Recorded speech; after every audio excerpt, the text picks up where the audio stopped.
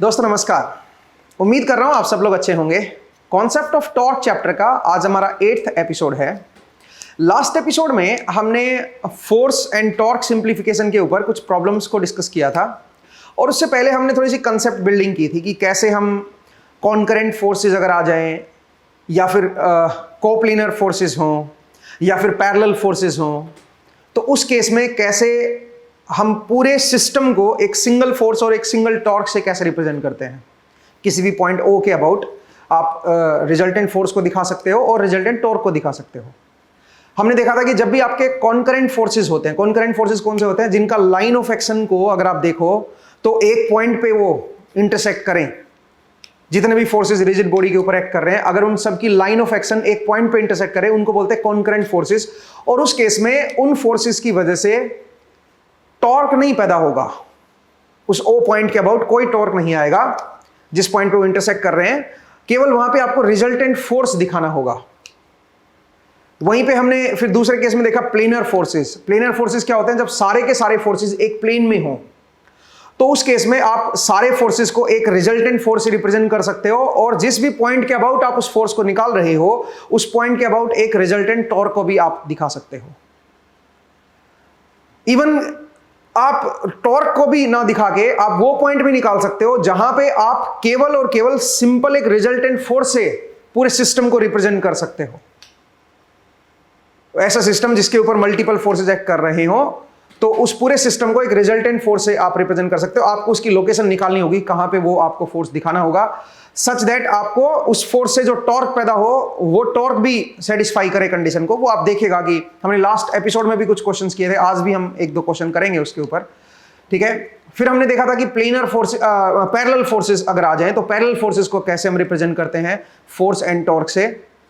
ये सारी चीजें जो है ये हमने पिछले एपिसोड्स में समझी हैं। आज का जो एपिसोड है इसमें हम अगेन क्वेश्चंस की प्रैक्टिस करेंगे थोड़ा सा और उनको फिर हम एक्सपेरिमेंट से कोशिश करेंगे कि वेरीफाई किए जाएं। तो चलिए जरा देखिए, मेरे पास एक क्वेश्चन है और क्वेश्चन कुछ इस तरह का है कि इमेजिन कीजिए कि मेरे पास एक डिस्क है, कोई इस तरह की डिस्क है, ये उसका सेंटर है और इस डिस्क का जो मास है वो है 536 ग्राम्स। मान लीजिए ये आपको मास दे रखा है 536 ग्राम्स। अब इस डिस्क के ऊपर हम कुछ फोर्सेस को लगा रहे हैं। वो कौन से फोर्सेस हैं वो जरा देखिए। यहां पे मैं कोई कोऑर्डिनेट सिस्टम ले लेता हूं। सोचिए आपकी तरफ मैं x ले रहा हूं, इधर मेरा y हो गया और ऊपर की तरफ मेरा z हो गया। तो आप ये कह सकते हो कि ये जो डिस्क है ये YZ प्लेन में है, ठीक है। x आपकी तरफ है, ध्यान रखना। तो अब ये मेरा पॉइंट हो गया O, इस पॉइंट को मैं O बोल देता हूं। अब इस डिस्क के ऊपर मल्टीपल फोर्सेस एक्ट कर रहे हैं। इस डिस्क का अपना भी एक मास है। कौन कौन से फोर्स एक्ट कर रहे हैं जरा देखिए। यहां पे एक फोर्स एक्ट कर रहा है जो कि 8 सेंटीमीटर की दूरी पे है, ये 8 सेंटीमीटर है और यहां पे हमने एक स्ट्रिंग कनेक्ट की है और पुली के थ्रू, यहां पे कोई पुली है, सोचिए पुली के थ्रू हमने कोई मास को हैंग किया है और ये जो मास है ये है 1280 ग्राम। मान लीजिए ऐसे हमने ले लिया कि 1280 ग्राम ये मास है और यहां पे जो एंगल बन रहा है हॉरिजॉन्टल के साथ, ये मान लीजिए आपको दे रखा है 30 डिग्री का, 30 डिग्री का ये एंगल बना रही है हॉरिजॉन्टल के साथ, ठीक है। मैं इसको दोबारा दिखा देता हूं। ये जो आपका एंगल है, इसको रेड पेन से दिखाता हूं भाई, ठीक है। ये आपका 30 डिग्री का एंगल है, ठीक है। हमने एक और पॉइंट लिया हुआ है और वो जो पॉइंट है वो समवेयर यहां पे है। यहां से कुछ 10 सेंटीमीटर की दूरी पे है भाई, यहां पे एक 10 सेंटीमीटर की दूरी पे है, ये 10 सेंटीमीटर है और यहां पे हमने एक मास को हैंग करा दिया है जिसका जो मास की वैल्यू है वो 105 ग्राम्स है, 105 ग्राम्स, ठीक है। और ये जो एंगल है ये आपको दे रखा है 60 डिग्री, ये 60 डिग्री है। आपको क्या करना है, आपको इस पूरे सिस्टम को रिप्रेजेंट करना है, इसको सिंप्लीफाई करना है और उस ओ पॉइंट के अबाउट आपको resultant force and resultant torque की फॉर्म में रिप्रेजेंट करना है। मतलब आपका इसका एक इक्विवेलेंट सिंपल सिस्टम दिखाना है। एक सिंपल डिस्क दिखा दो जिसका मेरा पॉइंट है ये O। इस O पॉइंट पे आपको रिजल्टेंट फोर्स दिखाना है और रिजल्टेंट टॉर्क दिखाना है, इन सबको हटा देना है। तो इसको सिंपल इस तरह से दिखाना है। ये पहला क्वेश्चन है। फिर इसका दूसरा पार्ट करेंगे। अगर सिंपल एक फोर्स से ही दिखाना हो तो फिर कैसे दिखाओगे? एक सिंपल रिजल्टेंट फोर्स से अगर आपको दिखाना हो तो कैसे करोगे, वो भी हम देखेंगे। यहां पे जितने भी फोर्सेस एक्ट कर रहे हैं वो हमारे एक ही प्लेन में है, तो एक तरह से आप ये कह सकते हो कोप्लेनर फोर्सेस वाला केस बन गया है। ठीक है, और फोर्सेस कौन कौन से हैं ये भी आप देख सकते हो। इसका जो mg फोर्स है वही फोर्स यहां पे एक्ट करेगा। मैं मान के चल रहा हूं कि पुली में कोई फ्रिक्शन नहीं है और स्ट्रिंग जो है वो मेरी मासलेस है, तो आप ये कह सकते हो कि जो फोर्स यहां पे एक्ट कर रहा होगा mg, वही फोर्स यहां पे आएगा, और यहां पे जो mg होगा वो यहां पे नीचे की तरफ एक्ट कर रहा होगा। ठीक है, इस पॉइंट पे हमने यहां पे कोई स्क्रू लगा के इनको स्ट्रिंग को बांध रखा है। ठीक है, तो जरा देखिए दोस्तों, अगर मैं फोर्सेस को दिखाऊं तो मैं ये कह सकता हूं कि यहां पे एक तो इसका खुद का फोर्स है mg, क्योंकि इसका अपना मास है 536, तो एक mg फोर्स इसका खुद का लग रहा होगा। और अगर मैं mg की वैल्यू निकालूं, g को 9.81 ले सकते हो भैया आप। ठीक है, तो ये बनेगा 0.536 इंटू 9.81। 0.536 क्या है, किलोग्राम में ले लिया मैंने इसको। ठीक है, इंटू 9.81, तो ये निकल के आ रहा है 5.26 न्यूटन। फिर आ जाओ यहां पे 8 सेंटीमीटर अवे, ये आपकी डिस्टेंस जो है 8 सेंटीमीटर है। ठीक है, तो मैं इसको ब्लैक से ही रखता हूं, फोर्सेस को मैं रेड से दिखा रहा हूं। तो यहां पे एक फोर्स एक्ट कर रहा है भाई इस तरफ, और ये जो फोर्स है ये कितना है बताओ।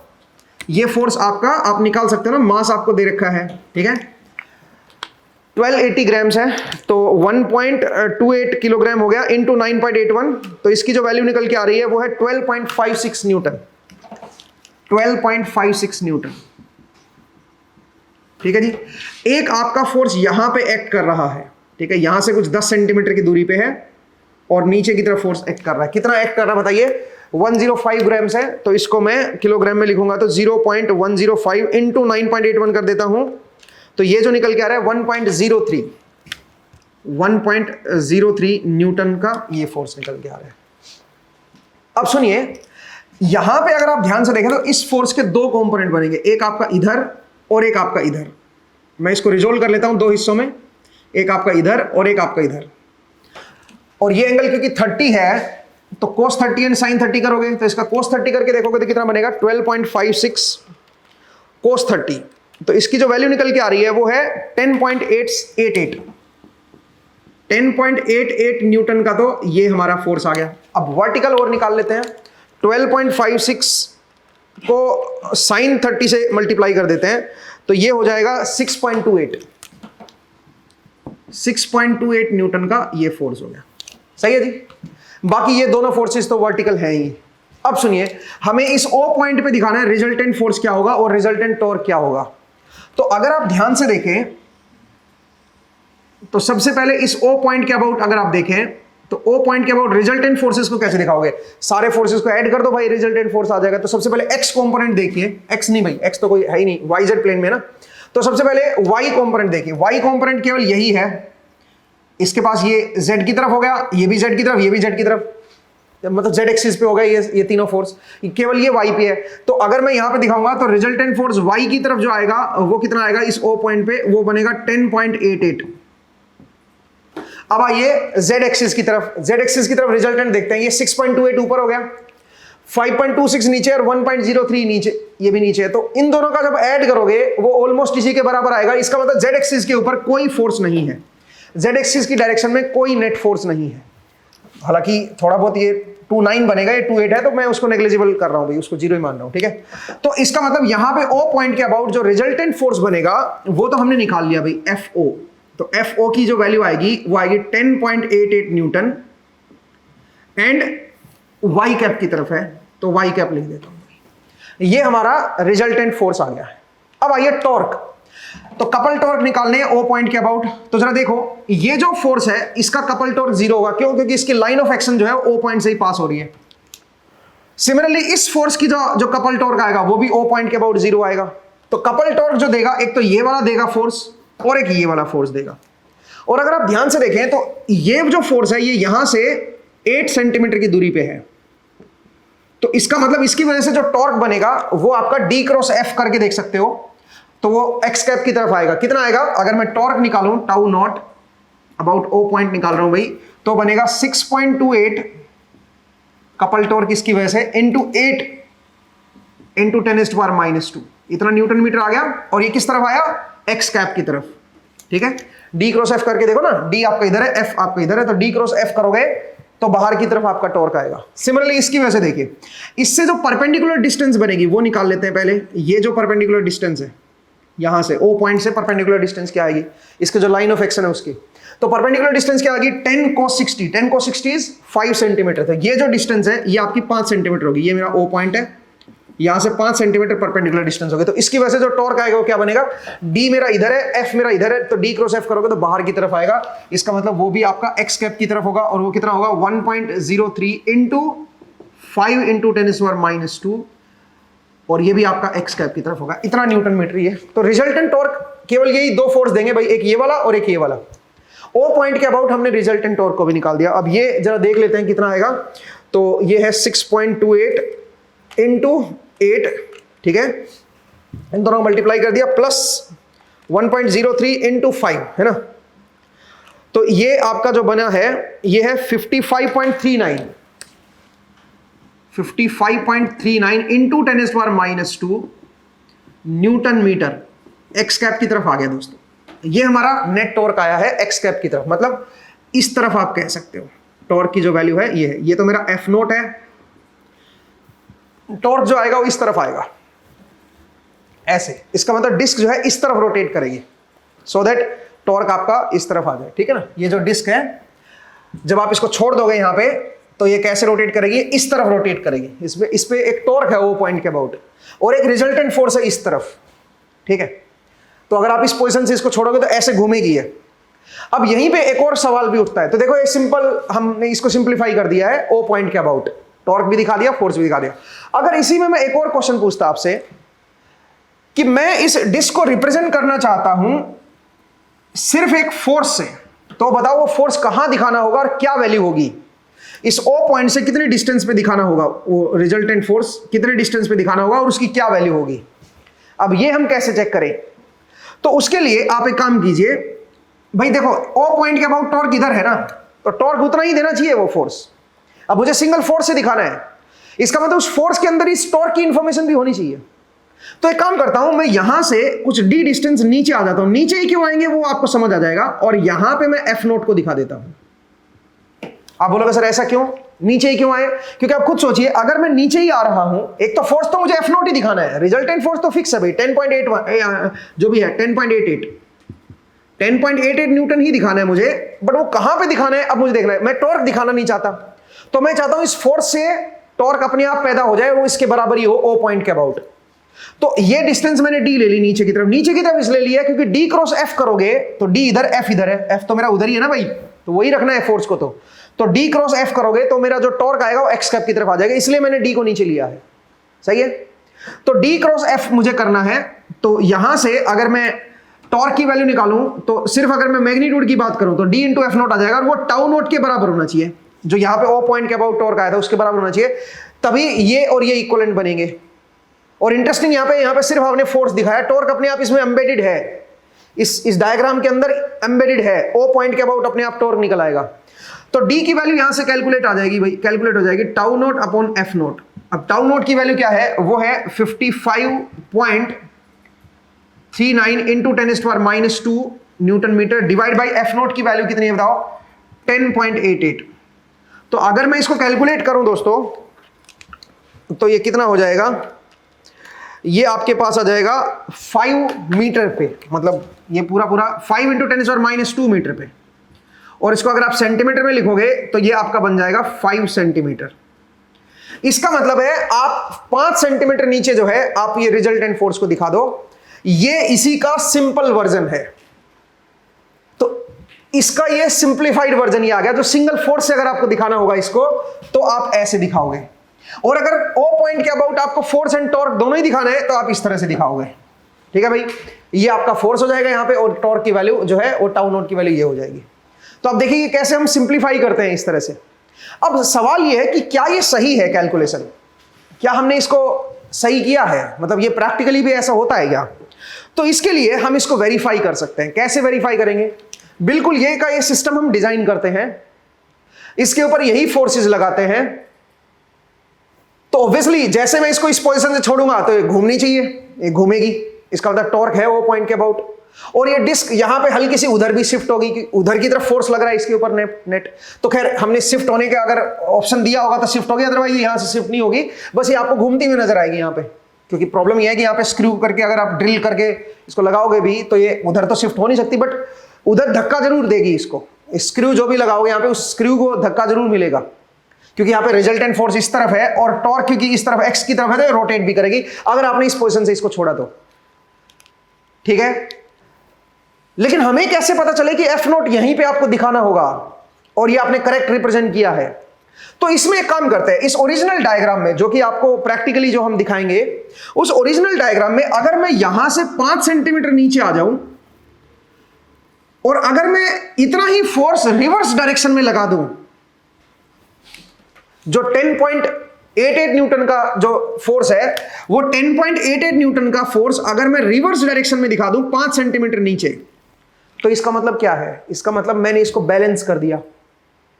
5 सेंटीमीटर पे जो ये फोर्स था उसका ऑपोजिट फोर्स मैंने इधर लगा दिया, इसका मतलब कैंसिल हो गया नेट फोर्स, और इसकी वजह से जो टॉर्क है वो इसकी वजह से जो टॉर्क आएगा उसने कैंसिल कर दिया। इसका मतलब 10.88 न्यूटन का फोर्स 5 सेंटीमीटर पे लगाने से इसके अंदर जो नेट टॉर्क है वो भी खत्म हो गया और नेट फोर्स है वो भी खत्म हो गया। इसका मतलब ये एक इक्विलिब्रियम में आ गई होगी। इसका मतलब अगर जैसे ही मैं इसको छोड़ूंगा ऐसे, अब ये रोटेट नहीं करेगी, इसका टॉर्क हमने खत्म कर दिया। दूसरी बात, इसमें इस स्क्रू के ऊपर कोई पुश या पुल नजर नहीं आएगा आपको, क्योंकि वो भी फोर्स आपने गायब कर दिया, नेट रिजल्टेंट 0 हो गया अब इसके ऊपर फोर्स। इसका मतलब अगर मैं इस स्क्रू को निकाल भी दूंगा तो ये इस तरफ या इस तरफ जाएगी नहीं। ठीक है, ये हॉरिजॉन्टल मूवमेंट नहीं करेगी। तो क्या ऐसा हम प्रैक्टिकली चेक करते हो? एक तरह से ये प्रूफ हो गया ना भाई, अगर आप इतना ही फोर्स ऑपोजिट लगा रहे हो तो ये वहीं की वहीं रुकी रहेगी वर्टिकल प्लेन में। वर्टिकल प्लेन में इसके ऊपर कोई नेट फोर्स नहीं नजर आएगा आपको और ना ही कोई टॉर्क नजर आएगा। इसका मतलब इतना ही फोर्स जो ये कैलकुलेशन से आया है, इतना ही फोर्स ऑपोजिट लगा के देख लो, पता चल जाएगा आपको। अगर ये रुकी रहती है इसका मतलब हमारी कैलकुलेशन बिल्कुल सही है, और अगर ये रुकी नहीं रहती है तो आपका इसका मतलब कैलकुलेशन में गड़बड़ है कुछ। तो चलिए इसके ऊपर एक्सपेरिमेंट परफॉर्म करते हैं और इसको वेरीफाई करते हैं, देखते हैं कि ये सही है या कुछ गड़बड़ है। तो मिलते हैं एक्सपेरिमेंट सेटअप में। तो चलिए दोस्तों, अब एक्सपेरिमेंट से वेरीफाई करके देखते हैं। तो सबसे पहले मैं आपको एक्सपेरिमेंट सेटअप समझा देता हूं और उसके बाद इस एक्सपेरिमेंट को परफॉर्म करते हैं एंड देखते हैं कि जो हमने थ्योरी में पढ़ा है वो यहाँ पे प्रैक्टिकली उसको विजुलाइज कर सकते हैं या नहीं कर सकते हैं। तो यहाँ पे सबसे पहले जरा देखिए, एक डिस्क हमने लगा रखी है और इस डिस्क का मास हम ऑलरेडी देख चुके हैं। ये 535 ग्राम्स 536 ग्राम्स के राउंड है। एरर हमेशा रहता है रीडिंग में, तो आप उसको हमेशा कंसिडर करके चलें। तो ऑलमोस्ट 536 ग्राम्स की हमारे पास ये डिस्क है और ये वर्टिकल प्लेन में लगी हुई है। अब मैं वर्टिकल प्लेन को YZ प्लेन बोल रहा हूं, आपकी तरफ मैं X मान लेता हूं, इधर मेरा Y है और ऊपर की तरफ Z है, तो आप ये कह सकते हो YZ प्लेन में है। अब इस डिस्क के ऊपर मल्टीपल फोर्सेस एक्ट कर रहे हैं।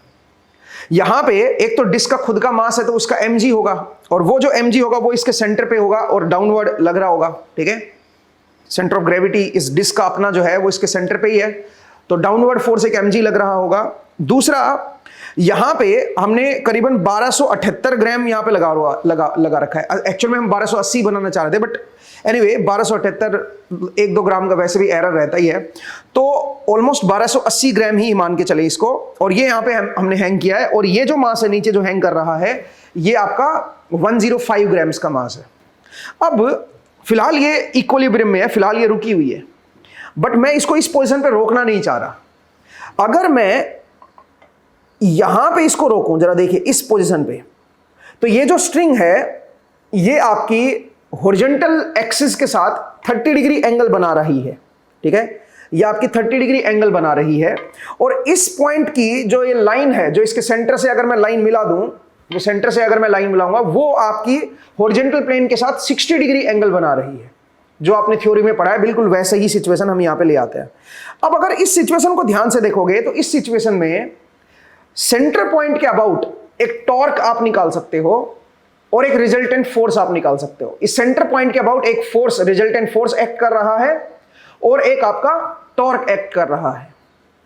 अब जैसे मैं इसको छोड़ूंगा इस पोजीशन से, आप देखो टॉर्क की वजह से ये रोटेट कर गई है, ये इस तरफ रोटेट कर गई है। ठीक है, और क्योंकि टॉर्क इस तरफ एक्ट कर रहा था, इसका रिजल्टेंट टॉर्क हमारा इस तरफ आ रहा था, तो उधर ही ये रोटेट कर की है। इसका मतलब ये बात तो सही है कि हमारा रिजल्टेंट टॉर्क एक एक्ट कर रहा था और एक हमारा फोर्स एक्ट कर रहा था। अब जो रिजल्टेंट फोर्स था वो किस तरफ था, उसको कैसे देखोगे आप? जो रिजल्टेंट फोर्स है दोस्तों, वो अब हमारा इस तरफ एक्ट कर रहा था। अगर आपको ध्यान हो, इस तरफ हमारा रिजल्टेंट फोर्स एक्ट कर रहा था। अब उसको कैसे प्रूव करोगे कि रिजल्टेंट फोर्स इस तरफ एक्ट कर रहा है?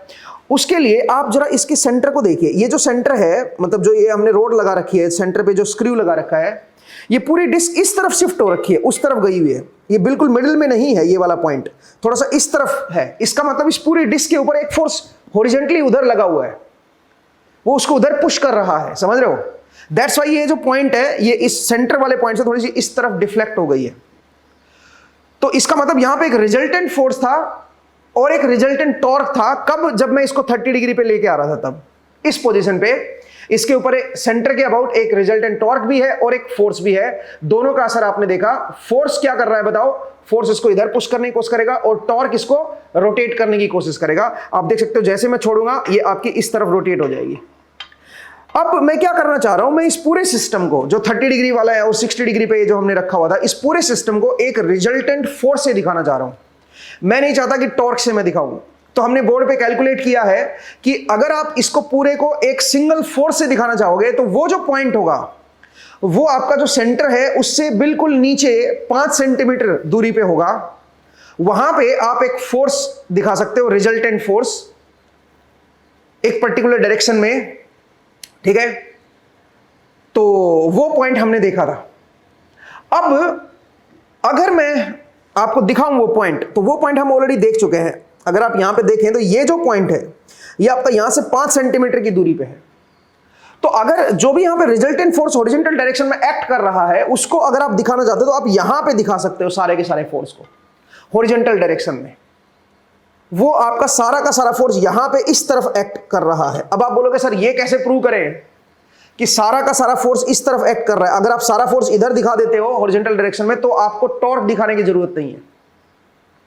इस ओ पॉइंट के अबाउट आपको अलग से टॉर्क दिखाने की जरूरत नहीं है। वो टॉर्क ये अपने आप, ये डी से मल्टीप्लाई होकर अपने आप टॉर्क आ जाएगा उससे। बट द क्वेश्चन इज, क्या ये सही है? तो उसके लिए हम एक काम करते हैं, हम इसी पॉइंट पे जो हमारे पास रिजल्टेंट फोर्स हमने हॉरिजॉन्टल डायरेक्शन में दिखाया, उतना ही फोर्स अगर मैं इस तरफ लगा दूं, अगर उतना ही फोर्स मैं इस तरफ लगा दूं तो होगा ये कि वो नेट फोर्स मेरा कैंसिल हो जाएगा। ठीक है, और उससे टॉर्क भी कैंसिल हो जाएगा। तो इसका मतलब ये जो डिस्क है ये ना ये रोटेट करेगी और ना ये शिफ्ट होगी एक तरफ। भाई अगर मान लीजिए जो रिजल्टेंट फोर्स यहां पे इस तरफ एक्ट कर रहा है, अगर उतना ही फोर्स मैं इस पॉइंट पे इधर लगा दूंगा तो इसका मतलब डिस्क जो है वो आपकी रोटेट करना बंद कर देगी। नेट टॉर्क भी खत्म हो जाएगा। इस रिजल्टेंट फोर्स की वजह से ही तो इस पॉइंट के अबाउट टॉर्क आया था। अब वो टॉर्क भी आपका गायब हो जाएगा क्योंकि जितना फोर्स इधर लग रहा है उतना ही फोर्स इधर भी लग रहा है और नेट फोर्स भी इसके ऊपर गायब हो जाएगा। तो चलिए एक काम करते हैं, जो हमारे पास रिजल्टेंट फोर्स आया है उतना ही फोर्स अब मैं दूसरी तरफ हॉरिजॉन्टली अप्लाई करके दिखाता हूं आपको।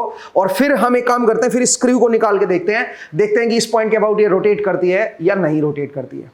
तो चलिए मिलते हैं इसके नेक्स्ट पार्ट में। तो दोस्तों यहां पे आप देख सकते हो, अब हमने 1110 ग्राम का यहां पे लगा दिया है क्योंकि इससे जो रिजल्टेंट फोर्स जो हमें मिल रहा था वो 1110 ग्राम से मिलेगा, जो कि आपने स्क्रीन पे बोर्ड पे देखा भी था।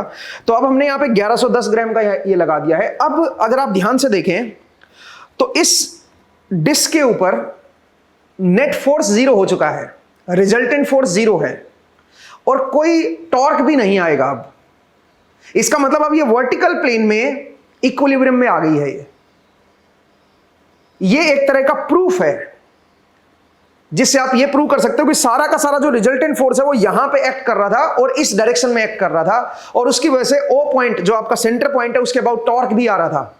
अब हमने ये फोर्स इधर लगाने से रिजल्टेंट फोर्स को कैंसिल कर दिया और रिजल्टेंट फोर्स की वजह से जो ओ पॉइंट पे टॉर्क आ रहा था उसको भी कैंसिल कर दिया।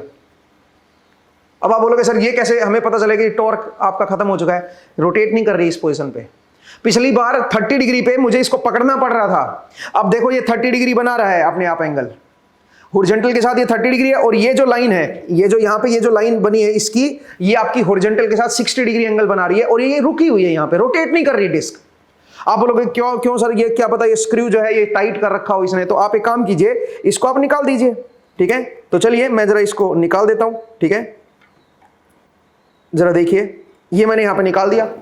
अब तो किसी के साथ ये टाइट नहीं है, इवन मैं थोड़ा सा इसको हिला भी देता हूँ सो दैट आप थोड़ा सा देख भी सको। ये किसी के साथ टाइट नहीं है, ठीक है। और आप यहाँ पे देख सकते हो कि ये बिल्कुल वर्टिकल जहां पे थी वहीं पे रुकी हुई है। तो इसका मतलब इसके ऊपर वर्टिकल प्लेन में कोई फोर्स एक्ट नहीं कर रहा।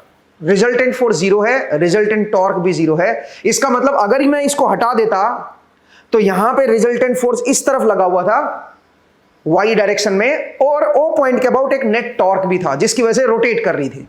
तो दोस्तों मैंने अब दोबारा से पिन को लगा दिया है यहां पे, और यहां पे इसके ऊपर वर्टिकल प्लेन में रिजल्टेंट फोर्स जीरो है और इसमें टॉर्क कोई नहीं मिल रहा है आपको। अब ये जो फोर्स है ये इसके रिजल्टेंट फोर्स जो कि उधर लगा हुआ था उसको बैलेंस कर रहा है और टॉर्क को जीरो बना रहा है। अगर मैं इसको समहाउ काट दूं यहां पे, तो काटते क्या होगा, इस पॉइंट के अबाउट फिर से आपको एक रिजल्टेंट फोर्स देखने को मिलेगा। इसका मतलब डिस्क हल्की सी इधर शिफ्ट होगी, इस जो हमने यहाँ पे रोड लगा, जो ये स्क्रू लगा रखा है यहाँ पे, इसके ऊपर इस तरफ आपकी डिस्क शिफ्ट होगी। दूसरा, रोटेट भी करेगी, इस तरफ रोटेट करने की कोशिश करेगी, मतलब टॉर्क आएगा एक्स एक्सिस की तरफ। तो चलिए जरा करके देखते हैं। आई होप आप सब लोग रेडी होंगे। तो मुझे इसको काटना है एंड जैसे मैं काटूंगा आप देखिएगा कि किस तरह का एक्शन होगा। On the count of 3, 1, 2 and 3। तो आपने देखा कि ये एकदम से इस तरफ रोटेट हुई है और ये उस तरफ गई है। ये आपकी डिस्क जो है उस तरफ आपकी शिफ्ट हुई है एज एक्सपेक्टेड। तो ये एक तरह का प्रूफ था कि यहां पे एक फोर्स एक्ट कर रहा था। जब ये 30 डिग्री पे थी, ऐसे ओरिजिनली जब ये यहां पे 30 डिग्री पे थी, जब इसको हमने होल्ड करके रखा हुआ था, तो यहां पे एक रिजल्टेंट फोर्स इस तरफ एक्ट कर रहा था। अगर इस पूरे सिस्टम को अगर मुझे दिखाना हो तो यहां पे एक रिजल्टेंट फोर्स F से मैं इसको दिखाऊंगा, और उस रिजल्टेंट फोर्स F की वैल्यू हमने देखी और उसको हमने यहाँ पे एक्सपेरिमेंटली प्रूव भी किया। तो चलिए दोस्तों वापस अब बोर्ड पे चलते हैं और इसको फर्दर कुछ और चीजों को समझते हैं। तो मिलते हैं फिर बोर्ड पे। तो दोस्तों आपने इस टॉपिक के ऊपर एक्सपेरिमेंट देखा एंड मैं उम्मीद कर रहा हूं कि आपको उस एक्सपेरिमेंट से समझ आया और उससे हमने इस चीज को वेरीफाई करके देखा है, ठीक है। अब एक और क्वेश्चन की तरफ बढ़ते हैं, लेकिन इस बार जो मैं क्वेश्चन लूंगा उसमें हम फोर्स एंड जो टॉर्क है वो डिफरेंट डायरेक्शन में होंगे। मतलब क्या होगा, फोर्स एंड टॉर्क तो वैसे भी डिफरेंट डायरेक्शन में होते हैं। जनरली हमारा जो फोर्स अभी तक हम देख रहे थे उनमें टॉर्क की जो वैल्यू थी वो फोर्स के परपेंडिकुलर थी, ठीक है। जिस प्लेन में हमारे फोर्स थे उसके परपेंडिकुलर प्लेन में हमारा टॉर्क की डायरेक्शन थी। बट कई बार ऐसा होता है कि टॉर्क जो है वो परपेंडिकुलर भी होता है, पैरेलल प्लेन में भी होता है, ठीक है। मतलब फोर्स के पैरेलल भी आ सकता है और परपेंडिकुलर भी आ सकता है। तो उस केस को जरा एक और समझते हैं और उसको जरा देखते हैं अभी। तो चलिए एक क्वेश्चन की तरफ बढ़ते हैं, और ये क्वेश्चन जो है ये मैं एक बुक से उठा रहा हूं क्वेश्चन, क्योंकि मुझे थोड़ा बढ़िया लगा। तो इस क्वेश्चन को जरा डिस्कस करते हैं, जरा देखिएगा।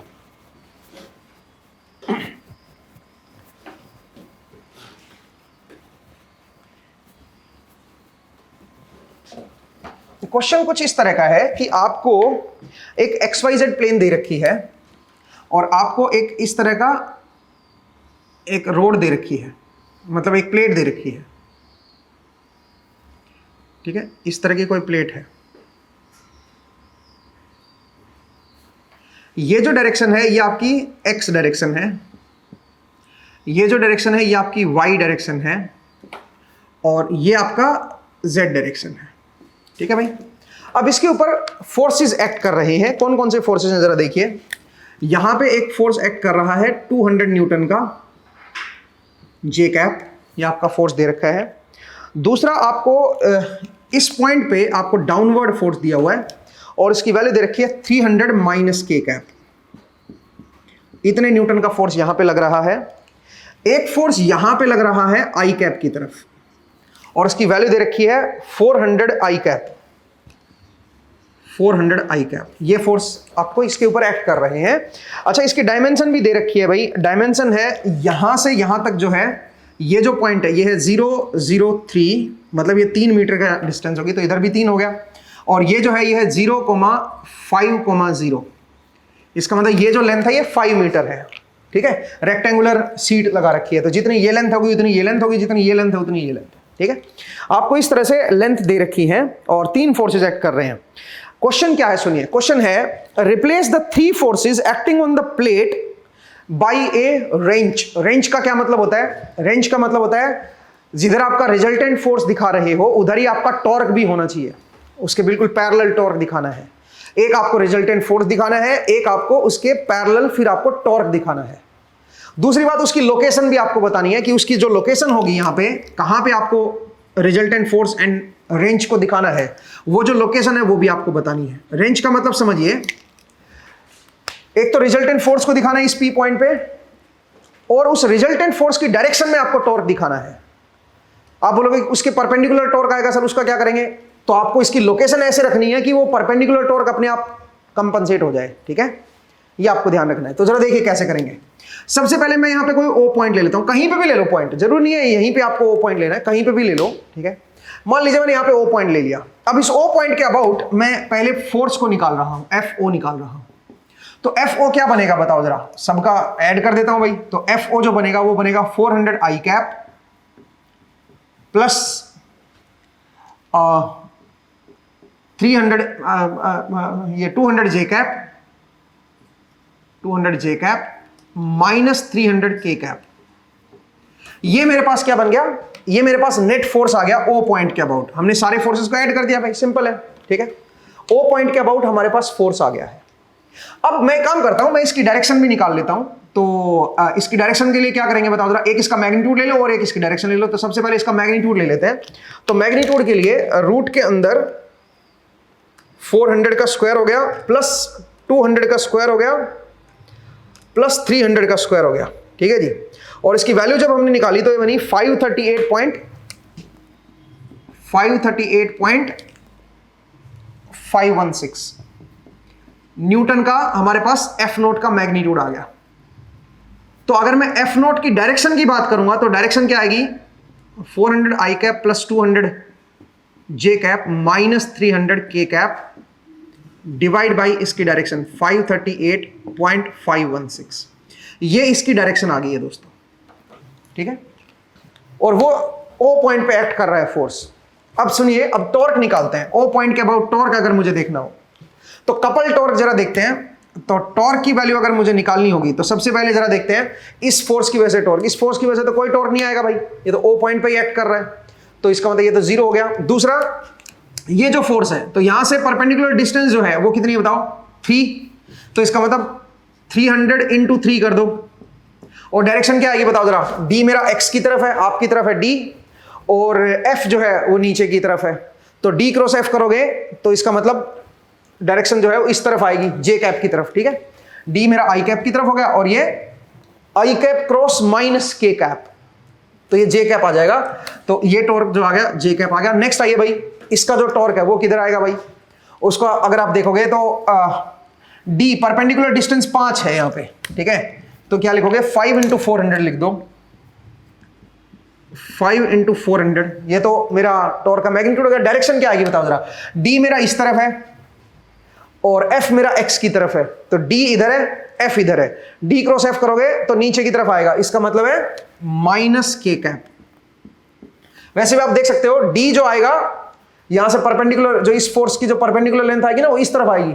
5 जे कैप क्रॉस 400 आई कैप, तो जे कैप क्रॉस आई कैप माइनस के कैप होता है। तो अगर मैं यहां से अगर देखूं तो ये बन जाएगा 900 जे कैप माइनस 2000 के कैप। ये मेरे पास ओ पॉइंट के अबाउट नेट टॉर्क आ जाता है। अब इस टॉर्क के दो कंपोनेंट होंगे। एक कंपोनेंट वो जो इस फोर्स के डायरेक्शन में होगा, इसकी जो फोर्स की डायरेक्शन उसकी डायरेक्शन में होगा, और एक इसके परपेंडिकुलर होगा। तो सबसे पहले अगर मैं टॉर्क का वो कंपोनेंट निकालूं जो फोर्स के डायरेक्शन में है, पैरेलल हो, टॉर्क का वो कंपोनेंट जो फोर्स के पैरेलल है, तो वो कैसे निकालोगे भाई? आपको कुछ नहीं करना, जो टॉर्क जो है उसको डॉट ले लो एफ नोट कैप के साथ, ठीक है? ये क्या आ जाएगा? ये हमारा टॉर्क का कंपोनेंट आ जाएगा एफ नोट की तरफ कितना है, इसकी डायरेक्शन के साथ कितना कंपोनेंट इसका अलाइन कर रहा है, और उसके साथ डायरेक्शन भी अटैच कर दो फिर से, क्योंकि ये तो कंपोनेंट आएगा ना, किस डायरेक्शन में है ये कंपोनेंट? एफ नोट कैप की डायरेक्शन में ही है। तो इससे क्या आ जाएगा? इससे हमें पता चल जाएगा कि टॉर्क का कितना कंपोनेंट पैरेलल है, फोर्स के पैरेलल जो है ना वो कितना टॉर्क लग रहा है। तो अगर आप ध्यान से देखोगे तो अगर मैं इसको निकालूं, डॉट प्रोडक्ट लूं इसका, टॉर्क का और इसका, तो 1/538.516, ये तो मेरा बाहर ही आ गया भाई। अब आप बताइए, आई कैप इसमें तो है नहीं, इसमें जे कैप है 900 और यहां पे जे कैप 200 है, तो 900 इंटू 200 तो ये हो गया, ठीक है भाई। फिर आइए के कैप, तो के कैप इसमें भी नेगेटिव है, इसमें भी नेगेटिव, तो प्लस बन जाएगा भाई। बताइए कितना आया, 300 इंटू 2000, सही है जी। तो ये मेरे पास क्या आ गया दोस्तों, ये मेरे पास पैरेलल कंपोनेंट आ गया टॉर्क का। इसकी वैल्यू अगर मैं कैलकुलेट करूं तो इसकी वैल्यू क्या बनेगी जरा देखिए, 900 इंटू 200, एक तो ये हो गया, और एक कौन सा हुआ बताओ जरा, 300 इंटू 2000, ठीक है। और डिनोमिनेटर में कितना है, 538.516। इसकी जो वैल्यू निकल के आ रही है वो है 1448.42, 1448.42। ये तो मैग्नीट्यूड है भाई, मुझे इसकी डायरेक्शन भी तो चाहिए। तो डायरेक्शन के साथ मुझे क्या करना पड़ेगा, जो एफ नॉट कैप की जो डायरेक्शन है ना, वो इसके साथ अटैच करनी पड़ेगी। तो टॉर्क का जो पैरेलल कंपोनेंट निकल के आएगा दोस्तों, वो कितना निकल के आएगा, पहले वो निकाल लेते हैं। तो वो कितना निकल के आएगा बताओ, मैग्नीट्यूड आएगा 1448.42 और इसके साथ डायरेक्शन और अटैच कर दो, डायरेक्शन ये वाली है, तो 538.516 तो नीचे आ गया, और यहां पे क्या बन जाएगा, यहां पे बन जाएगा 400 आई कैप प्लस 200 जे कैप माइनस 300 के कैप। ये हमारे पास पैरेलल टॉर्क आ गया है, ठीक है। तो इसकी वैल्यू भी अगर मैं निकालना चाहूं तो इसको डिवाइड बाई 538.516, इसकी जो वैल्यू आ रही है 2.69 इंटू 400 आई कैप प्लस 200 जे कैप माइनस 300 के कैप। इतना न्यूटन मीटर का मेरे पास टॉर्क आ गया, जो कि पैरेलल है, फोर्स के पैरेलल है। अब आइए फोर्स के परपेंडिकुलर, तो वो क्या होगा, जो रिजल्टेंट टॉर्क हमारे पास निकला है ओ पॉइंट के अबाउट, उसमें से माइनस कर दो ये पैरेलल कंपोनेंट, ठीक है। तो अगर मैं इसको माइनस करके बताऊंगा तो जरा देखो, इसमें आई कैप तो है ही नहीं, ठीक है, इसमें तो आई कैप है भाई, तो माइनस 2.69 इंटू 400 आई कैप, ये हो गया भाई। अब आइए जे कैप में ये 900 है और ये इसका इतना है, तो आप क्या लिखोगे, जे कैप वाला कंपोनेंट 2.69 इंटू 200, ये माइनस का हो जाएगा भाई, 900 माइनस करोगे ना भाई, जे कैप में देखो 900 इधर है, माइनस 2.69 इंटू 200, ये हो गया जे कैप। अब आइए के कैप, के कैप में ये नेगेटिव है, उसमें से ये माइनस करोगे तो जुड़ जाएगा, तो माइनस मैं लिख लेता हूं, माइनस 2000 ये कर दो, ठीक है। इसका माइनस आ गया तो उसमें से ये मेरा नेगेटिव आ जाएगा, कितना, 2.69 इंटू 300, और ये बन गया मेरा के कैप, ठीक है भाई। एक बार जरा देख लीजिए भाई, मेरे हिसाब से सब कुछ सही लिखा है मैंने। तो अगर मैं यहां से इसको सिंप्लीफाई करूं, जो परपेंडिकुलर कंपोनेंट है वो हमारे पास आ गया 2.69 इंटू 400 कर देता हूं पहले मैं, तो इसकी वैल्यू है 1075.86 with negative sign i cap, ठीक है। अच्छा, ये दूसरा जो है इसको भी निकाल लेते हैं, 900 माइनस 2.69 इंटू 200, ये है 362 प्लस 362 जे कैप, और एक ये निकाल लेते हैं माइनस 2000 में से माइनस कर देते हैं 2000 माइनस 2.69 इंटू 300, ठीक है। तो इसकी वैल्यू अगर आप देखते हैं तो 1193 के कैप। ये हमारे पास फोर्स क्या आ गया, परपेंडिकुलर। तो ओ पॉइंट के अबाउट सोचे किसी एक पर्टिकुलर डायरेक्शन में हमारे पास फोर्स आया है, जिसको मैं एफ नोट लिख रहा हूं, ठीक है। अब इस फोर्स की डायरेक्शन में और इसके परपेंडिकुलर टॉर्क आया है, तो दो टॉर्क आए हैं, उसको मैं थोड़ा डिफरेंट कलर से दिखा देता हूं। एक टॉर्क तो इसी तरफ आया है, जिसको मैं टाउ पैरेलल बोल रहा हूं, और एक टॉर्क इसके परपेंडिकुलर आया है, जिसको मैं ऐसे लिख रहा हूं, ठीक है भाई। अब इंटरेस्टिंग क्या है सुनिए, मुझे ये एक्स वाई की लोकेशन चाहिए जहां पे मैं इस फोर्स को दिखा सकूं। तो फोर्स को आप यहां पे दिखा सकते हो दोस्तों, इस फोर्स को यहां पे ले आओ और इस एफ नोट को यहां पे दिखा दो, लेकिन ये लोकेशन ऐसी रखो कि केवल यहां पे टाउ पैरेलल ही रहे बस। परपेंडिकुलर जो टॉर्क है वो इस डिस्टेंस से कवर हो जाए, क्योंकि एफ नॉट इंटू ये डिस्टेंस करोगे ना तो इतना वैल्यू आ जानी चाहिए, इतनी वैल्यू निकल के आनी चाहिए। समझ रहे हो? केवल यहां पे टॉर्क पैरेलल रही, तो ये ऐसे तो रिप्रेजेंट करना है। ऐसे तो पूछा है आपसे कि भाई आप इसको पूरे एक रेंज से रिप्रेजेंट करो। रेंज का मतलब ये होता है कि एक फोर्स दिखाओ रिजल्टेंट और एक टॉर्क दिखाओ जो फोर्स की डायरेक्शन में ही हो, उसके पैरेलल ही हो। परपेंडिकुलर टॉर्क जो है वो उससे कवर हो जाना चाहिए इसकी लोकेशन से, वो लोकेशन भी आपको बतानी है। तो सबसे पहले तो यहां से जो लोकेशन है ओ पॉइंट से, उस लोकेशन को मैं क्या लिख रहा हूं, एक्स आई कैप प्लस वाई जे कैप, ये मेरा बन गया डी वेक्टर। ठीक है, और एफ नोट जो है वो आपको पता ही है भाई, एफ नोट हमने निकाल ही लिया है। एफ नोट की वैल्यू क्या दे रखी है, वो ये दे रखी है भाई, रिजल्टेंट फोर्स हमारा यही है ना भाई। एफ नोट की वैल्यू जो है वो आपके पास है 400 आई कैप प्लस 200 जे कैप माइनस 300 के कैप। ये मेरे पास रिजल्टेंट फोर्स की डायरेक्शन होगी। ठीक है, अब डी क्रॉस एफ करोगे ना आप, डी क्रॉस एफ नोट करोगे तो इससे जो वैल्यू आनी चाहिए वो आपके पास ये आनी चाहिए। ठीक है, तो डी क्रॉस एफ नोट करते हैं भाई। सबसे पहले जरा देखिए, डी क्रॉस एफ नोट करोगे तो पहले आई कैप जे कैप एंड के कैप। ठीक है, डी क्रॉस एफ नोट करते हैं तो ये बन जाएगा एक्स वाई 0 और ये बन जाएगा 400, यहां से 200 और यहां से माइनस 300। ठीक है, तो आई कैप कॉम्पोनेंट क्या निकल के आएगा बताओ भाई, आई कैप कॉम्पोनेंट निकल के आएगा माइनस 300 वाई माइनस जे कैप कॉम्पोनेंट क्या निकल के आएगा बताओ, minus 300 x minus 300 x and plus के कैप कॉम्पोनेंट क्या निकल के आएगा बताइए, के कैप कॉम्पोनेंट निकल के आएगा 200 एक्स माइनस 400 वाई। ये आपका के कैप कॉम्पोनेंट निकलेगा टॉर्क का।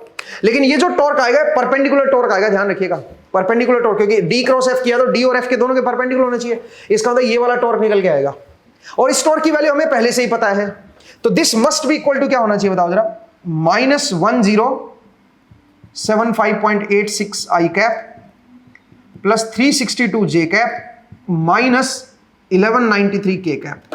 तो जब मैं कंपेयर करूंगा दोस्तों तो यहां से y की वैल्यू आ जाएगी, जैसे आई कैप कंपोनेंट को कंपेयर करो तो y आ जाएगा 1075.86 डिवाइड बाई 300। इसकी वैल्यू जरा देखिए क्या बनेगी, 1075.86 डिवाइड बाई क्या हो जाएगा 300, तो इसकी वैल्यू निकल के आ रही है 3.58। सिमिलरली जब आप ये वाला कंपेयर करोगे तो x आ जाए, ये पॉजिटिव बनेगा भाई, तो इस पॉजिटिव के साथ कंपेयर हो जाएगा जे कैप वाला, तो ये बन जाएगा 362/300। इसकी वैल्यू जो निकल के आ रही है वो आप देख लीजिए 362/300, तो इसकी वैल्यू जो निकल के आएगी वो आएगी 1.21। ये मेरा x आ गया। अब अगर मैं लास्ट में x और y पुट कर दूं तो फिर ये वैल्यू आनी चाहिए भाई, चेक करते हैं ये वैल्यू आ रही है क्या। तो 200 इंटू x की वैल्यू कर दो और उसमें से माइनस कर दो 400 इंटू 3.58, इससे वेरिफिकेशन भी हो जाएगा आपके पास। ये जो वैल्यू आ रही है 1190.66 आ रही है, मतलब ऑलमोस्ट इतनी आ रही है। इसका मतलब ये वैल्यू इसके साथ सेटिस्फाई कर रही है। ठीक है, तो हमारे पास लोकेशन भी आ गई x और y की, कि कहां पे मैं इसको दिखाऊं, ये लोकेशन पता चल गया मुझे, x और y की लोकेशन। दूसरा, आपको रिजल्टेंट फोर्स कितना दिखाना है वो भी पता चल गया, और जो टॉर्क यहां पे दिखाना है वो कितना दिखाना है, वो पैरेलल टॉर्क दिखाना है सिर्फ। ध्यान दीजिए, परपेंडिकुलर टॉर्क तो इस डी क्रॉस एफ में कवर हो जाएगा, पैरेलल टॉर्क, फोर्स के पैरेलल कितना टॉर्क है वो दिखाना है बस। तो वो पैरेलल टॉर्क आपने निकाल ही लिया कि वो पैरेलल टॉर्क की वैल्यू क्या होगी। इवन इसका मैग्नीट्यूड भी आप निकाल सकते हो, क्योंकि कई बार मैग्नीट्यूड पूछते हैं। तो 2.69 रूट के अंदर 400 का स्क्वायर कर दो प्लस 200 का स्क्वायर कर दो प्लस 300 का स्क्वायर कर दो। ठीक है ना, तो आपके पास जो पैरेलल टॉर्क आएगा वो आएगा 1448.6 न्यूटन मीटर। ये आपका पैरेलल टॉर्क आपको यहां पे दिखाना होगा। डायरेक्शन किधर है, फोर्स की डायरेक्शन के साथ ये लाइन हो रहा है। ठीक है, और जो परपेंडिकुलर टॉर्क आपने निकाला है वो आपने डी क्रॉस एफ में कवर कर दिया। तो इस तरह से आप इसको सिंप्लीफाई कर सकते हो दोस्तों, इसको रेंज बोलते हैं। ठीक है, इसको रेंज बोला जाता है कि कैसे आप रेंज की फॉर्म में इसको रिप्रेजेंट करते हो। ठीक है, आई होप आपको समझ आया कि किस तरह से इस प्रॉब्लम को हम टैकल करेंगे। तो दोस्तों आज का जो एपिसोड है उसमें हम इतना ही करेंगे। अगले एपिसोड में फिर से आपसे मुलाकात होगी। अपना ख्याल रखिए, पढ़ते रहिए, मुस्कुराते रहिए। नेक्स्ट टाइम मिलेंगे। Thank you.